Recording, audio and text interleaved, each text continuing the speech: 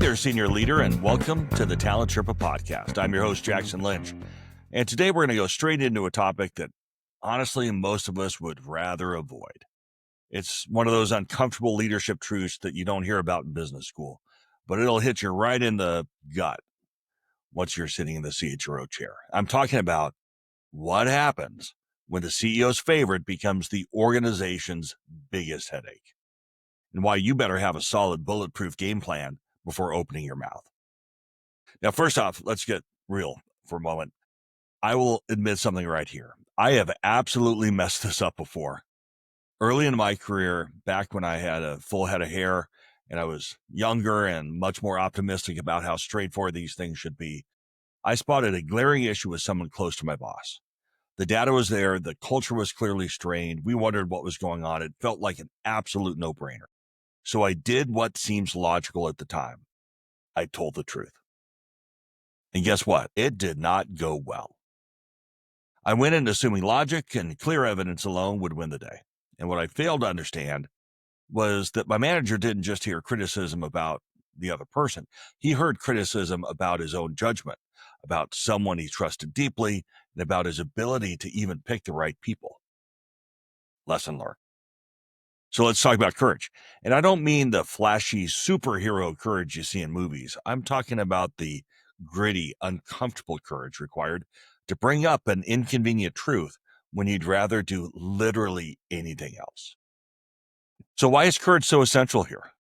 It's because if you're sitting in the CHRO seat, your effectiveness and your entire credibility depend on your ability to say and what no one else will say, even though they all see it. And it might seem easier to let someone else tackle it or wait for the problem to become so obvious that even the CEO can't ignore it. They never do. But here's the thing. By the time you figure that out, it's probably too late. The damage to the culture, to the reputation, to the revenue, it's all done. And you're left holding the bag wondering why you didn't act sooner. So here's how you do this without becoming the next casualty. And trust me, you do not want to be the cautionary tale that your colleagues whisper about at leadership retreats. First, you got to isolate the business impact. And when I say isolate, I mean get really granular. You can't walk into the CEO's office and say, Sarah's difficult to work with, even if it's true. Instead, you need a tight narrative built entirely around indisputable facts. For example, since Sarah took over, turnover in our highest margin division jumped from 12% to 30%, costing us nearly $7 million in lost revenue. Nobody can argue with that. It's numbers. It's not emotions. It's hard. It's clean. It's data. And this helps it from becoming personal. And that's important because the CEO's instinctive first reaction will often be defensive. Are you saying that I made a mistake in hiring or promoting her? No, you're just showing the math. That's where your credibility begins. Second, you got to drop the HR jargon and speak in the CEO's language. And look, I love a good conversation about team dynamics and engagement scores. But most CEOs tune out when you speak in HR. They hear fluff. They want to know about the impact, the market share, the margin, the reputation. You got to translate everything you say into enterprise terms. Next, you got to quietly build coalitions. Another moment of humility for me. Early in my leadership, I thought I could handle these situations alone. I was a kind of an HR Rambo. Again, a spoiler alert, it didn't work. Instead, what you should do is carefully gather credible allies. Talk privately with finance, sales, operational leaders, people who have felt the real impact. You don't need an army. In fact, that works against you too. You need respected voices saying, yes, this is real, and yes, this is hurting us. And now comes the tricky part, the moment of truth. You got to be very surgical on how you raise this. You only get one chance. Here's what you don't do. You don't roll out a long list of grievances that feel like Festivus. Pick one vivid, powerful example, something undeniable and representative. Then ask a strategic question. Do you think this issue is isolated, or do we need to explore this more deeply?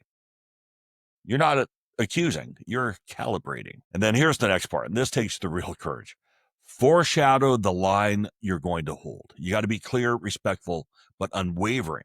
Say something like, normally my recommendation would be that we consider making a change right now.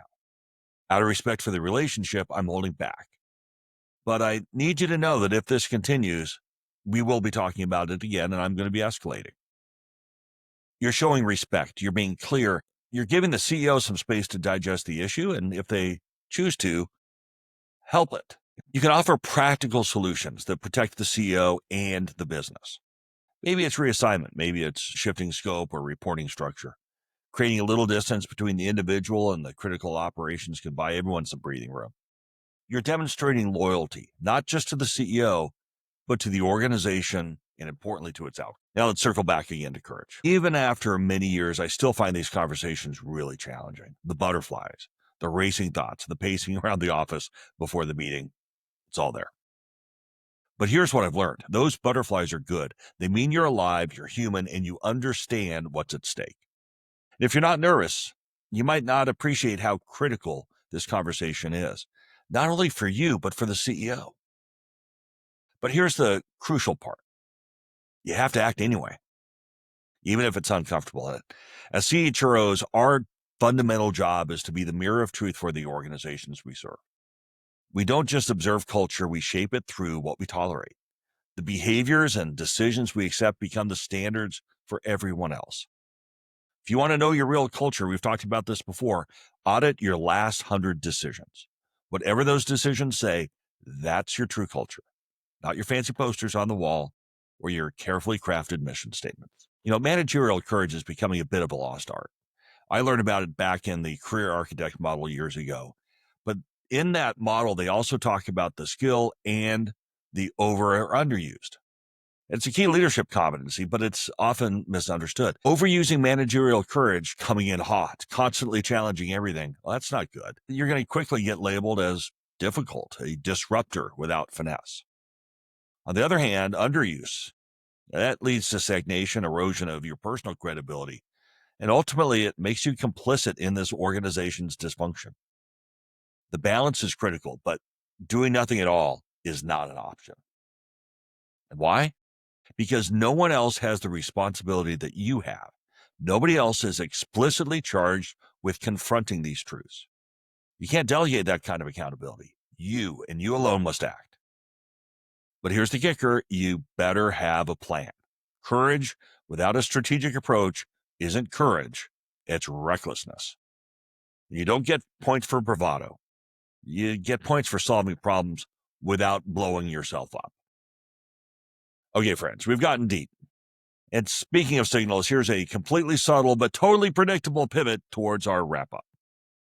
Today we talked about the kind of courage that defines real leadership. Not loud, heroic courage, but the quiet, relentless kind that faces hard truths head-on. It's about clarity, precision, and business-focused action. It's about recognizing the real human dynamics behind the tough decisions and managing them thoughtfully. In reality, it's uncomfortable, it's messy, but it's precisely where great CHROs make their mark. So to wrap this up, please know I am really grateful that you joined me today, and thank you for listening for a few minutes. If you find value here, please share it with your colleagues and others who might benefit.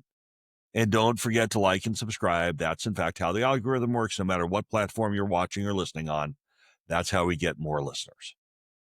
If you want to talk more about these topics or more, head on over to my Substack at talentsherpa.substack.com.